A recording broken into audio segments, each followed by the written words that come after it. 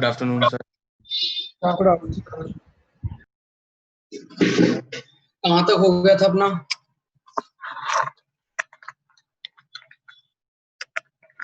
Nucleophilic substitution reaction. Nucleophilic substitution reaction start करवानी थी, है ना? Yes sir. ओके, मैंने थोड़ा सा स्टार्ट करवा दिया। स्टार्ट करवा दिया था। Yes sir. हाँ ठीक है, वो लिखवाना था शायद तक ना, लिखवाया शायद नहीं है। मैंने ये बता दिया था आपको कि हाँ ठीक है, याद आ गया।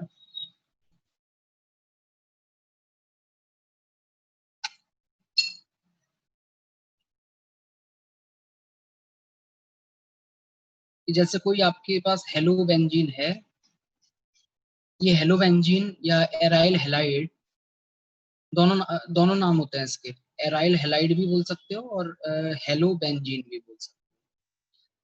ये नॉर्मली न्यूक्लियोफिलिक सब्स्टिट्यूशन रिएक्शन नहीं देती है, जो कि एक कैरेक्टरिस्टिक रिएक्शन होती थी किसकी? आरएक्स टाइप के हैलाइड्स की। एल्काइल हैलाइड की कैरेक्टरिस्टिक रिएक्शन है न्यूक्लियोफिलिक सब्स्टिट्यूशन रिएक्शन, लेकिन इस केस में हो ही नहीं पाती है। लेकिन फिर हमने देखा कि भाई क्या इसमें क्या चेंजेस किए जाएं कि ये रिएक्शन फीजिबल हो जाए, होने लग जाए। तो फिर वहां मैंने बताया आपको कि भाई अगर आप समहाउ इस वाले कार्बन पे, जिसपे कि न्यूक्लियोफाइल को अटैक करना है, अगर इस कार्बन पे हम पॉजिटिव चार्ज का अमाउंट बढ़ा दें, तो फिर न्यूक्लियोफाइल आसानी से अटैक कर पाएगा, मतलब उसका अटैक करने की टेंडेंसी थोड़ी ज्यादा हो जाएगी, और फिर धीरे धीरे करके ये एक्स जो है वो यहाँ से सब्स्टिट्यूट भी हो जाएगा। तो फिर कैसे हमने पॉजिटिव चार्ज यहाँ बढ़ाया था? NO2 ग्रुप लगा के। कहाँ लगाया था NO2 ग्रुप? या तो ऑर्थो पे लगा सकते हो या फिर पैरा पे लगा सकते हो। मेटा का तो कोई फर्क पड़ता नहीं है ना? तो एक चीज का इसमें सबसे इंपॉर्टेंट चीज जो है वो ये कि अगर आपको इस कंपाउंड में इलेक्ट्रोफिलिक सब्स्टिट्यूशन रिएक्शन करवानी है, electrophilic substitution reaction, electrophilic substitution reaction के लिए ये NO2 ग्रुप किसकी तरह बिहेव करता था?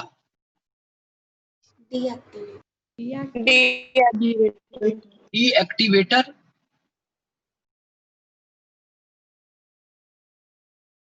और मेटा डायरेक्टर। ऐसा हुआ करता था किसके लिए? For ESR। लेकिन न्यूक्लियोफिलिक सब्स्टिट्यूशन रिएक्शन में यही NO2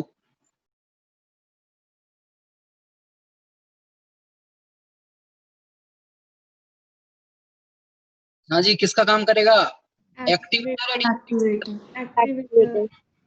एक्टिवेटर। और कौन सा डायरेक्टर? ऑर्थोपैरा। ये NO2 जो है वो अपनी ऑर्थो पोजीशन पे भेज रहा है आने वाले न्यूक्लियोफाइल को, ये NO2 अपनी पैरा पोजीशन पे भेज रहा है आने वाले न्यूक्लियोफाइल को। तो एक्टिवेटर एंड ऑर्थोपैरा डायरेक्टर। तो जो आपको इससे पहले वाली क्लास में केवल समरी मैंने जो बताई थी उसको भी आप लिख लीजिए कि अगर हम प्रॉपरली इसको इस तरीके से लिख लीजिए, अगर हम ये CLE ले लो, इसकी रिएक्शन आपने सिंपल NaOH के साथ करवाई, क्या होगा?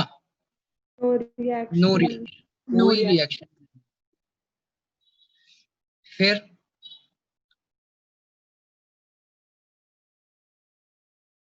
NO2 लगा दीजिए, रिएक्शन हो जाएगी, लेकिन इतनी आसानी से नहीं होगी। करना पड़ेगा, टेम्परेचर हाई रखना पड़ेगा, प्रेशर हाई रखना पड़ेगा। क्या बनेगा? रिएक्शन क्या होगी? OH माइनस Cl को सब्स्टिट्यूट कर देगा।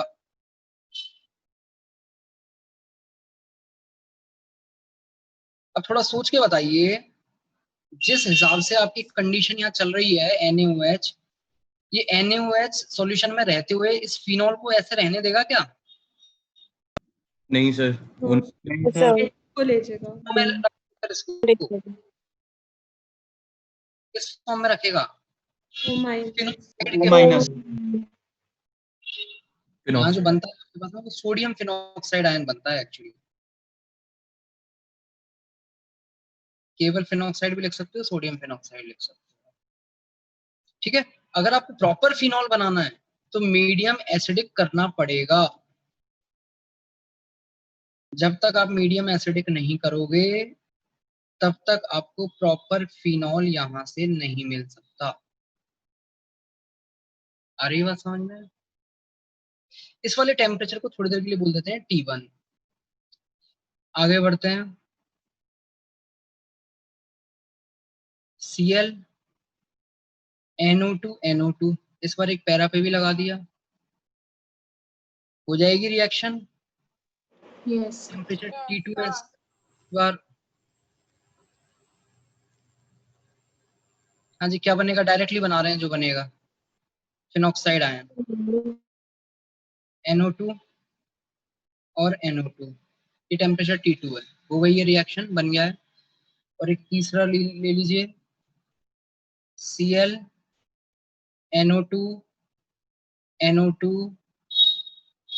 और NO2, नीचे भी NO2 लिखा हुआ है, NaOH T3 बोल दीजिए इस वाले टेम्परेचर को। इधर भी फिनॉक्साइड आयन ही बनेगा, NO2 NO2 और NO2। तो यहाँ पर आपसे ये पता होना चाहिए कि भाई अगर NO2 आपका एक्टिवेटर है तो जैसे जैसे NO2 बढ़ते जाएंगे आपकी रिंग की एक्टिविटी, रिएक्टिविटी बढ़ती जाएगी रिएक्शन के लिए। और अगर रिएक्टिविटी बढ़ती जाएगी तो हम जो बाहर से जो एक्स्ट्रा मेहनत कर रहे हैं टेम्परेचर और प्रेशर वाली, ये हमें उतनी ज्यादा करने की जरूरत नहीं पड़ेगी।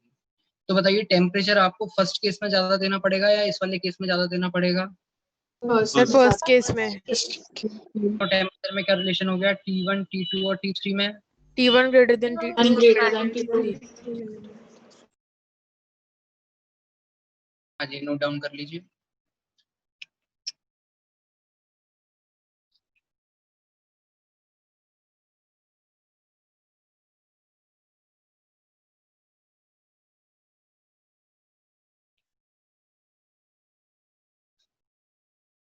सर हाँ जी, सर आपने बोला था कि जो थर्ड वाला जो NO2 2 3 लगे हुए हैं, सर आपने बोला था कि वो नॉर्मल टेम्परेचर पे भी हो जाता है।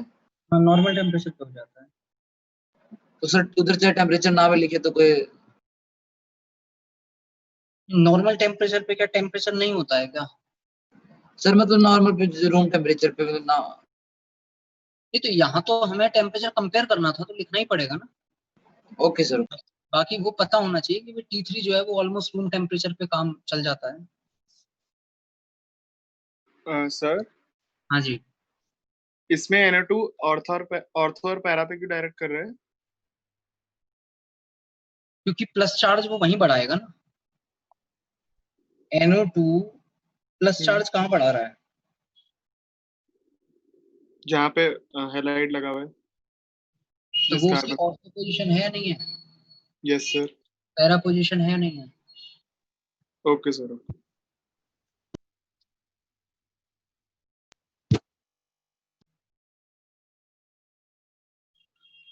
सर ये इसमें आप कुछ नोट वगैरह लिखवाओगे? कैसे मतलब? सर मतलब ये आपने जैसे एग्जांपल लिखे हैं ऐसे ही नोट कर लें या फिर मतलब नहीं, अपने इसको वर्ड्स हाँ, लिख कर? यही नोट करना है बस। बाकी और वो थ्योरी वाली चीजें तो फिर क्या मतलब है, वो तो प्रतीक में मिल ही जाएंगे आपको।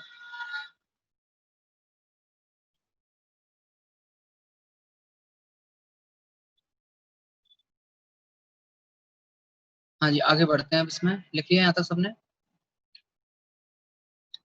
अब देखो इसके बाद में एक और इंटरेस्टिंग चीज देखते हैं इसमें।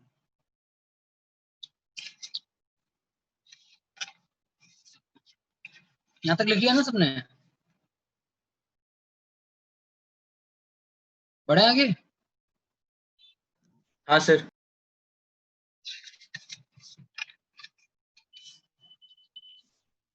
ये बताइए एल्काइल हैलाइड में जो आप न्यूक्लियोफिलिक सब्स्टिट्यूशन रिएक्शन करवाते थे, इसमें RF, RCl, RBr और RI,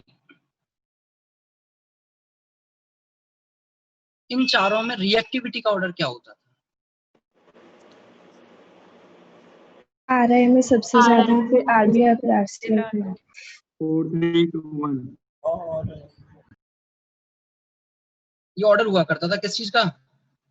न्यूक्लियोफिलिक सब्स्टिट्यूशन रिएक्शन। किसमें? एल्काइल हैलाइड में। अब बात करते हैं थोड़ा एराइल हैलाइड्स की।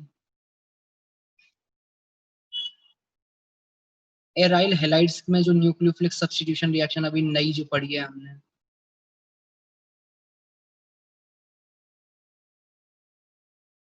फ्लोराइड, क्लोराइड, ब्रोमाइड और आयोडाइड। हाँ जी, क्या ऑर्डर होना चाहिए न्यूक्लियोफिलिक सब्स्टिट्यूशन रिएक्शन की रिएक्टिविटी का? आयोडाइड मैक्सिमम, फिर ब्रोमीन वाला, फिर क्लोरीन, फिर फ्लोरीन। आयोडाइड मैक्सिमम होना चाहिए जैसे यहाँ होता था। यस लेकिन सर। तो एफ ज्यादा पॉजिटिव बनाएगा ना? डेल्टा पॉजिटिव यहाँ पर ज्यादा होगा वहां पर। हाँ, अब सब बताएंगे उसका रीजन। ठीक है, अभी तो पहले एक वो आपको बता रहे हैं फैक्ट। तो फ्लोराइड की जो रेट होती है इस केस में वो सबसे ज्यादा होती है। क्यों ऐसा होता है वो भी आपको मैकेनिज्म से समझ में आएगा। मैकेनिज्म देखिए,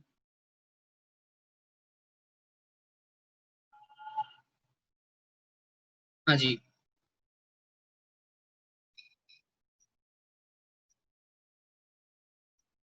ये है हमारा एराइल हैलाइड और ये आ गया कोई आपका न्यूक्लियोफाइल, जैसे OH माइनस ही ले लेते हैं, NaOH से आया है,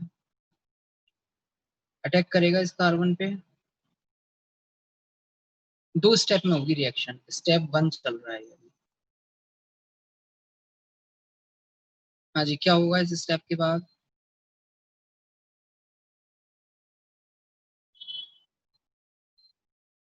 X OH, ये बताओ अगर OH इस कार्बन से जुड़ा है तो इस कार्बन पे प्लस आया होगा या माइनस आया होगा?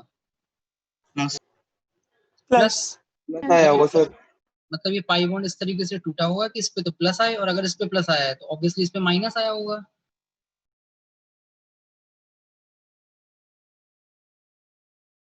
आ रही बात समझ में? ध्यान से देखो फिर से, भाई आपका सिग्मा कॉम्प्लेक्स बन गया, बस थोड़ा सा अलग है इस बार का सिग्मा कॉम्प्लेक्स पुराने वाले सिग्मा कॉम्प्लेक्स से। किस सेंस में अलग है देख के बताओ। हाँ जी, किस सेंस में अलग है? तो उसमें प्लस आता था। बस इतना सही अंतर है कि उसमें प्लस आता था और इस बार माइनस आ रहा है। 3 रेजोनेटिंग स्ट्रक्चर उसकी बनती थी, 3 रेजोनेटिंग स्ट्रक्चर इसकी बन गई। एरोमेटिसिटी लूज हुई है इस वाले स्टेप में। तो स्टेप 2 में अब क्या होगा? हाँ जी, स्टेप 2 में क्या होगा? जो लॉस्ट एरोमेटिसिटी है वो फिर से रिटेन होगी। कैसे रिटेन होगी? ये देखो वैसा ही है जैसे कुछ मैंने आपको इवन सीबी में जो बताया था वही काम हो रहा है। माइनस आ गया तो बस माइनस पुश करेगा और जो लीविंग ग्रुप है वो आपका यहाँ से रिमूव हो जाएगा। तो यहाँ से फटाफट आपका X माइनस निकलेगा और क्या बन गया? फिनॉल बन जाएगा। वो अलग बात है कि हमें मालूम है इस वाले केस में फिनॉल नहीं बनेगा। क्या बनेगा एक्चुअल में? फिनॉक्साइड आयन बनेगा। Phenoxide ion. हाँ, वो यहाँ से फिर इसमें से H प्लस हटा के फिनॉक्साइड आयन बनाएगा। अभी 2 स्टेप में जो रिएक्शन आपकी हो रही है इसमें सोच के ये बताओ आपकी इसमें आपका RDS कौन सा है? First step. स्लोएस्ट स्टेप कौन सा होगा? पहला वाला स्लो होगा या दूसरा वाला स्लो? पहला वाला होगा स्लो। पहला वाला होगा स्लो। और अगर पहला वाला स्लो है तो ये हो गया RDS। तो ध्यान से देखिए, जो RDS है उसमें तो हमारा X हट ही नहीं रहा। Yes sir. तो लिविंग एबिलिटी किसकी ज्यादा है वो चीज तो इररिलेवेंट हो गई। क्या चीज मैटर करेगी यहाँ पर? पॉजिटिव चार्ज डेवलप कराएगा। पॉजिटिव चार्ज किस केस में ज्यादा है? और ऑब्वियसली पॉजिटिव चार्ज ज्यादा कौन लेके आएगा? फ्लोरीन या आयोडीन? क्लोरीन। फ्लोरीन। ठीक है, तो इस वजह से आपके पास में पार्शियल पॉजिटिव ज्यादा होने की वजह से फ्लोराइड एराइल मतलब जो एराइल फ्लोराइड्स होते हैं उनकी रिएक्टिविटी न्यूक्लियोफिलिक सब्स्टिट्यूशन रिएक्शन के लिए एराइल आयोडाइड से ज्यादा। आ गई बात समझ में सबको? नोट डाउन कर लेंगे इसको। सर ये फर्स्ट को आरडीएस के बोला है, इसमें बॉन्ड टूट तो नहीं रहा। आप बताइए आयुष क्यों बोला है? अभी इससे पहले हमने इलेक्ट्रोफिलिक सब्स्टिट्यूशन रिएक्शन पढ़ी थी, उसमें बताया था आपको 2 स्टेप उसमें भी हुआ करती थी। एक स्टेप आरडीएस थी, एक नहीं थी, एक स्लोएस्ट थी, एक नहीं थी। कौन सी स्लोएस्ट थी, क्यों थी स्लोएस्ट? सिग्मा बॉन्ड पोलराइजर है इसलिए स्लोएस्ट है। ये तो थोड़ा सा ना कॉन्फिडेंस लेके आओ आयुष, मतलब ऐसा लगता है कि बिल्कुल ही एकदम खत्म है, मतलब मामला ऑर्गेनिक में। चीजें जस्ट पढ़ी हैं बट फिर भी कोई मतलब अभी लिंक नहीं कर पा रहे हो चीजों को। अभी 2 दिन पहले ही हमने इलेक्ट्रोफिलिक सब्स्टिट्यूशन रिएक्शन पढ़ी है, उसमें एग्जैक्टली सेम मैकेनिज्म थी, बस अंतर सिर्फ इतना था कि इस माइनस की जगह प्लस था। वहां मैंने बताया था कि ये स्टेप आरडीएस क्यों होता है, रिकॉल करो।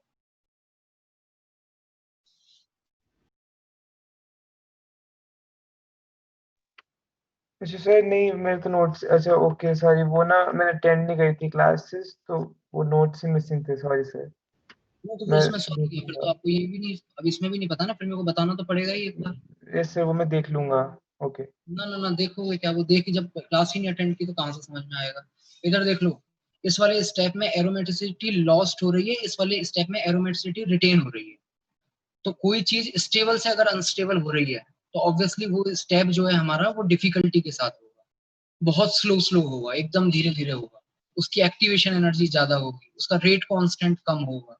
तो ये सब काम आपका पहली स्टेप में होगा। Okay sir. चलिए आगे बढ़ते हैं, इसको यहाँ तक नोट डाउन कर लीजिए। सर बहुत ज्यादा ब्लर होगी। 1 मिनट। अब ठीक है सर।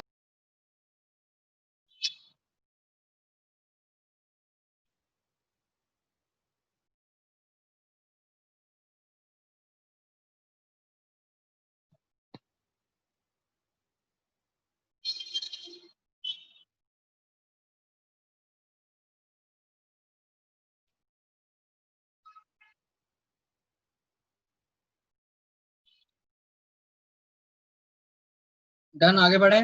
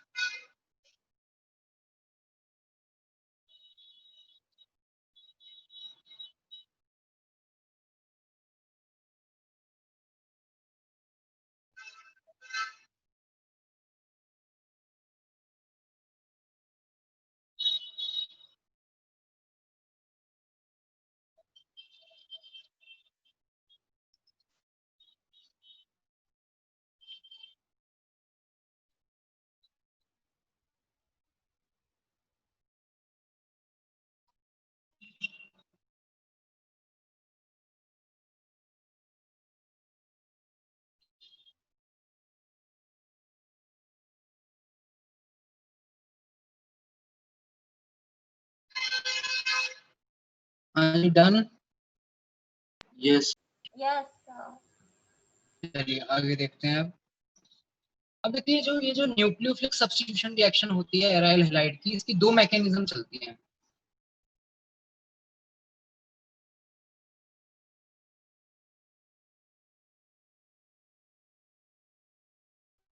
उसका नाम है एडिशन सर आपकी एलिमेंट। आवाज कट रही है।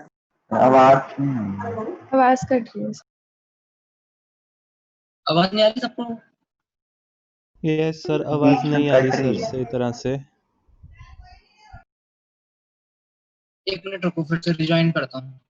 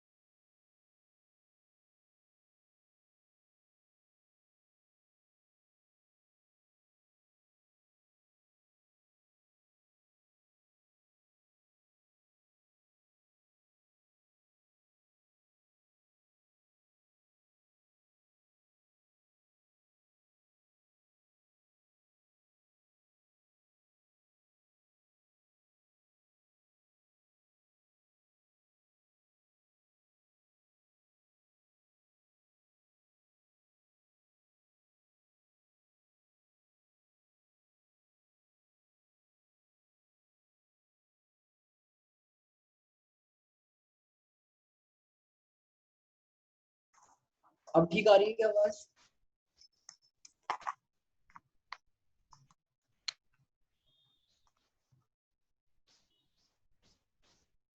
सर एक बार फिर से बोल दो। तो आवाज अब ठीक आ रही है क्या?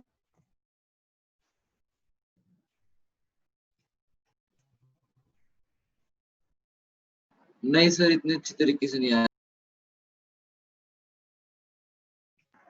धीरे धीरे से आ रही है आवाज। बैंडविड्थ सही दिखा रहा है?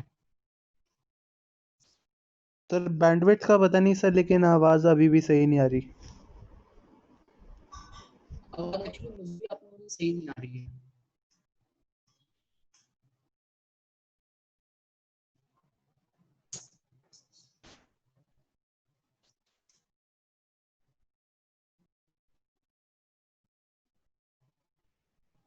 ये वैसे मतलब वीडियो सही दिखा है, एकदम क्लियर दिखा है?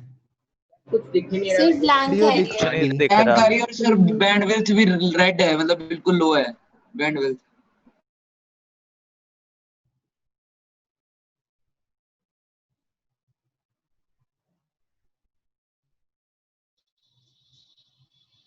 बैंडविड्थ लो है।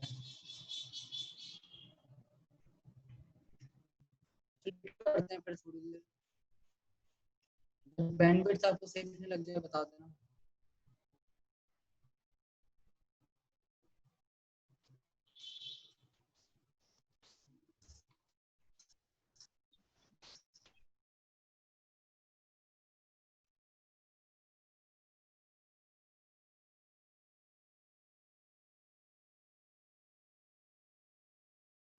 सर वीडियो आ गया। क्लियर नहीं सर। सर लेकिन वीडियो क्लियर नहीं अभी भी है क्लियर सर। नहीं है।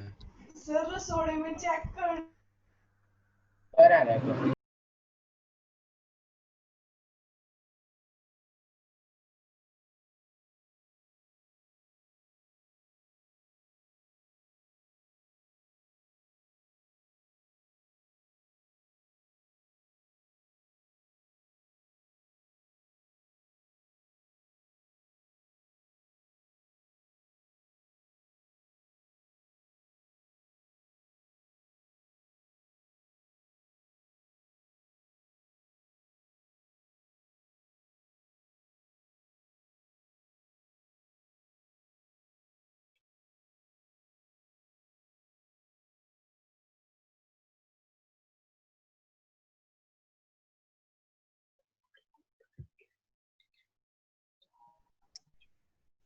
अच्छा मैंने वीडियो ऑफ कर दिया है, अब आपको ऑडियो सही सुनाई दे रहा है क्या? Yes sir. Yes sir. Yes sir.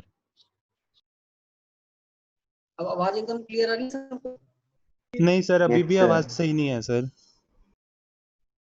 नहीं छोटी कर लो। इतना बेकार तो नहीं होना चाहिए, मतलब वीडियो नहीं है तो भी आवाज भी नहीं आ रही है क्लियर।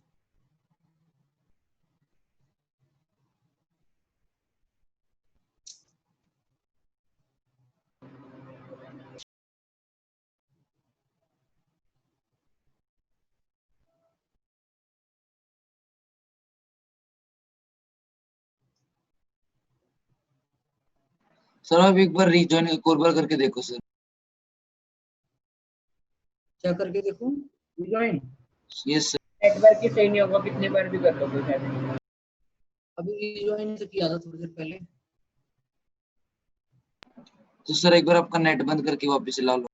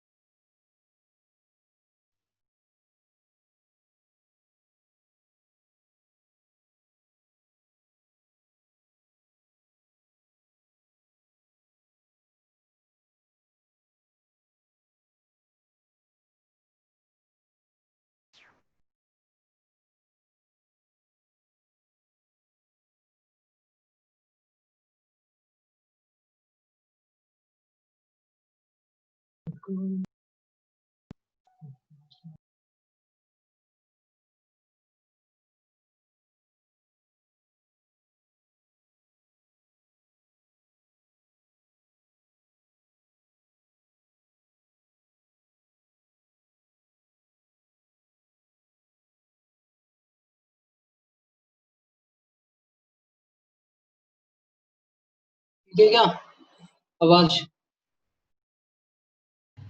यस सर आ रही है सर यस आ रही है। सर सर, बढ़िया आ रही है सर अब। ठीक है, तो अभी देखते रहना आवाज जब तक सही आपको सुनाई दे रहा है, सुनते रहना, है ना? अगर आवाज में दिक्कत आने लगी तो बता देना। आने लग गई आवाज।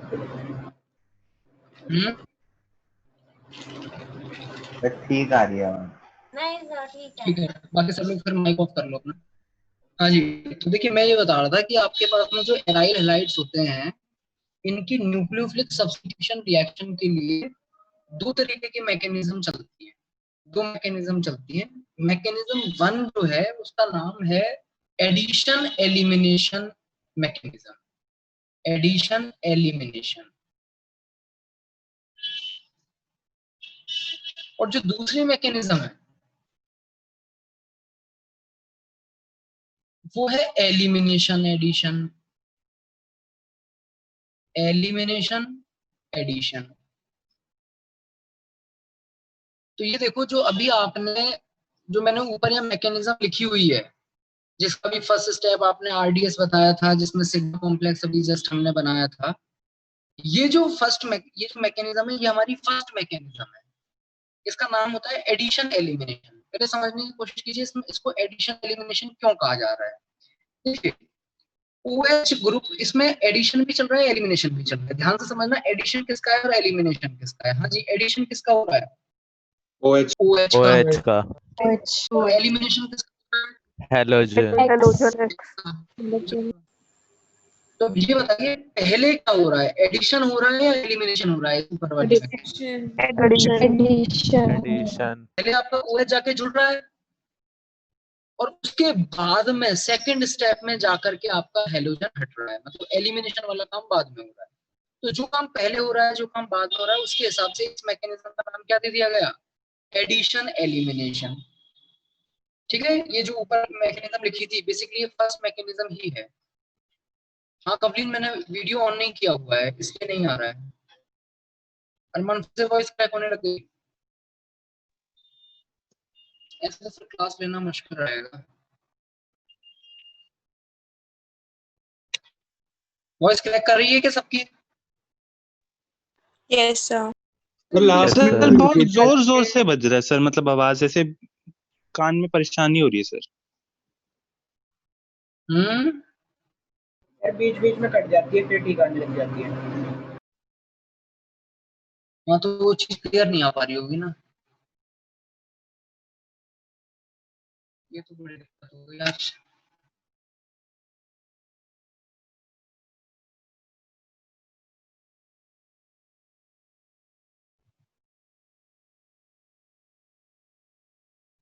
फिर एक काम करते हैं, कल वाली जो अपनी क्लास रहेगी उसको थोड़ा सा एक्सटेंड कर लेंगे।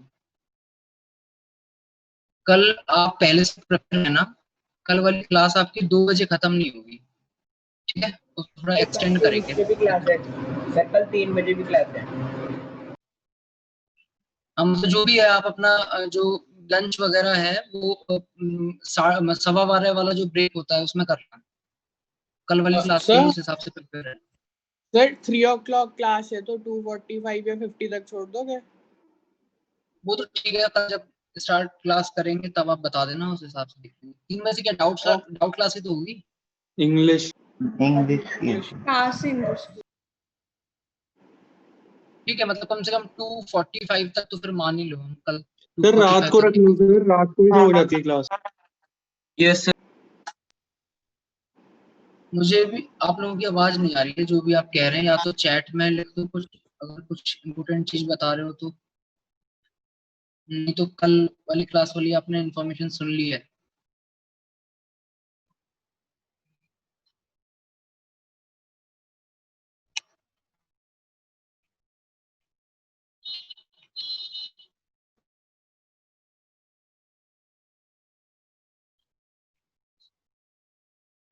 सर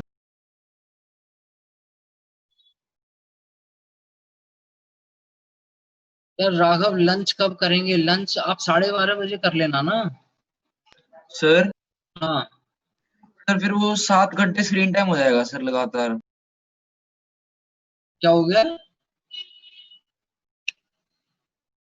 ये तो मुझे खुद को ही नहीं सुनाई दे रहा आप लोग क्या क्या कह रहे हो। अच्छा लंच 2 बजे बनता है राघव तुम्हारा, कल अगर मम्मी से बोल दोगे थोड़ा जल्दी नहीं हो पाएगा, है ना। सही बात है, तुम कल भूखे रहना, फिर कल तुम्हारा फास्ट रहेगा। कल वाली क्लास हम लोग एक्सटेंड करेंगे, 2:45 तक आपकी क्लास होगी, ठीक है। अभी वाली क्लास को हम लोग यहीं लीव कर रहे हैं। Okay sir, thank you. Okay sir, thank you. Sir thank you thank you sir. Sir.